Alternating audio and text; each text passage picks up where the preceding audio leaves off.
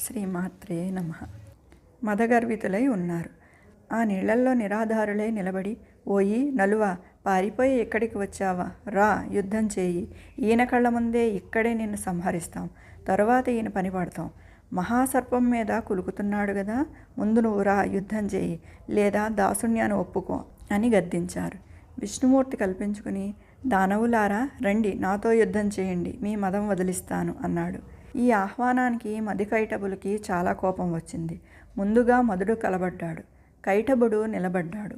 మల్ల యుద్ధం జరుగుతోంది. మధుడు అలసిపోతుంటే కైటబుడు అందుకున్నాడు. అతడు అలసిపోతే మళ్ళీ మధుడు. ఇలా ఇద్దరూ మారి మారి శౌర్యతో పోరుతున్నారు.